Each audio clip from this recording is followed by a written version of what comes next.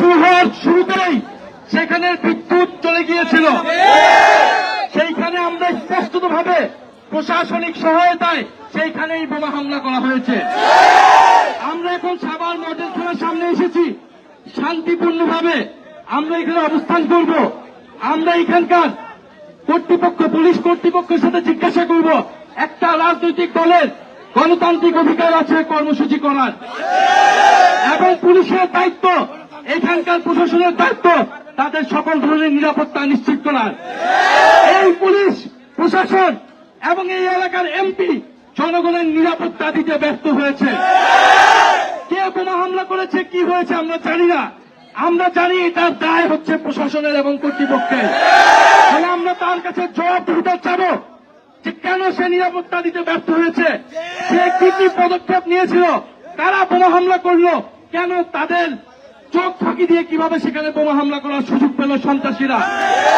আমরা জানি এই এলাকায় কারা ফ্যাসিস্ট আওয়ামী লীগের নেতাকর্মী সন্ত্রাসীদেরকে পুনর্বাসনের সাথে জড়িত। আমরা জানি কারা চাঁদাবাজি, সন্ত্রাস, দুর্নীতি, মাদক কারবারির সাথে জড়িত। প্রিয় এলাকাবাসী, আমরা শান্তিপূর্ণভাবে জনগণের পক্ষে কথা বলতে চাই। জুলাই গণঅভ্যুত্থান আমাদেরকে শিখিয়েছে জবাবদিহিতা নিশ্চিত করা। তারা ভেবেছিল আমাদেরকে বোমা হামলা করে, ভয় দেখিয়ে, আহত করে তারা আমাদের আন্দোলন, আমাদের পদযাত্রাকে থামিয়ে দিবে। এটা কোনোভাবেই সম্ভব না। আমাদের জীবন গেলে রাজপথেই জীবন যাবে। রাজপথে জীবন দেওয়ার জন্য প্রস্তুত ছিলাম সেই 24 জুলাই আগস্টে। এখন 26 জুলাই আগস্ট। এই সাভারে আমাদের কয়েকশো ভাই আহত হয়েছে, শহীদ হয়েছে আমাদের বোনেরা সহ।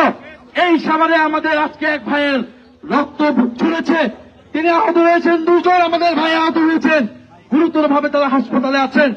আমরা তাদের সেই রক্তের বিচার আমরা দাবি জানাচ্ছি। ওসমান হাদি ভাইকে হত্যা করে ফেলা হয়েছে, সেই বিচার নিশ্চিত হয় নাই। আমরা তারেক রহমান এবং এই সরকার, তারেক রহমান এবং তার স্বরাষ্ট্রমন্ত্রী সালাউদ্দিন আহমেদ, তারা কি আইন শৃঙ্খলা, কি নিরাপত্তা নিশ্চিত করতে চায়, এটা বাংলাদেশের জনগণ আজকে দেখেছে। ফলে প্রিয় এলাকাবাসী এবং আমাদের সাথে যারা আসেছেন, আপনারা সবাই থানার সামনে অবস্থান কর্মসূচি করবেন। আপনারা কেউ এখানে শান্তিপূর্ণভাবে অবস্থান করবেন এবং আমাদের একটা প্রতিনিধি দল ভিতরে গিয়ে থানায় কথা বলবে এবং আমরা ফেরত না আসা পর্যন্ত আপনারা এখানে অবস্থান করবেন। তবে আপনাদের অবস্থান হবে শান্তিপূর্ণ।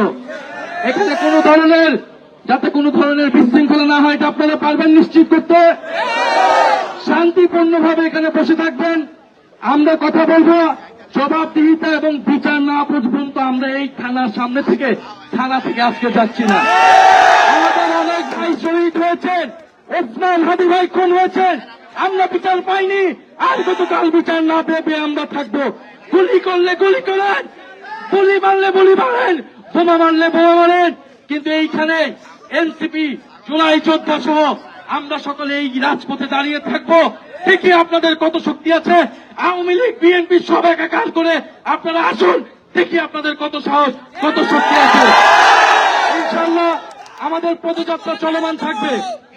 আমাদের আগামীকাল থেকে যেই যেই জেলা এবং উপজেলায় পূর্ব ঘোষিত কর্মসূচি রয়েছে, অবশ্যই পদযাত্রা চলমান থাকবে। কোন শক্তি যদি 5 জন হয়, 5 জন নিয়ে আমরা পদযাত্রা করব। 5 জন নিয়ে আমরা জনগণের পক্ষে কথা বলবো। আমরা জানি এই 5 জন 5000 জন এবং 5000 জন 5 লাখ মানুষ হতে সময় লাগে না। আমাদের ভয় পাওয়ার কোনো কারণ নাই। সারা বাংলাদেশের মানুষ আমাদের সাথে আছে। ইনশাআল্লাহ আপনারা শান্তিপূর্ণভাবে অবস্থান করুন এবং আমাদের একটা 5 থেকে 10 সদস্যের একটা প্রতিনিধি দল থানায় যাবে। আপনারা তারা ফিরে না আসা পর্যন্ত আমি সহ থানায় যাব। আপনারা ফিরে না আসা পর্যন্ত এখানে অবস্থান করবেন। একজন শহীদের বাবা আজকে আহত হয়েছেন। ইনকিলাব ইনকিলাব, জনতা জনতা, ইয়া প্রশ্ন সংগ্রাম, দিয়েছি তো রক্ত, ইয়ারও দেব রক্ত, সাভারে বোমা কেন, তারেক রহমান জবাব দাও, বোমা দিয়ে হামলা কেন, বোমা মানে আন্দোলন, হামলা করে এই আন্দোলন, অ্যাকশন টু অ্যাকশন, সন্ত্রাসীদের বিরুদ্ধে, বোমাবাজদের বিরুদ্ধে,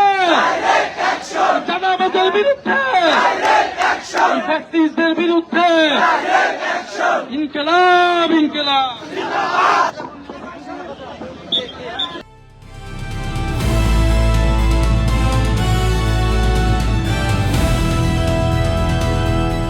দিনাজপুর টিভি, মানুষের জীবনের কথা বলে।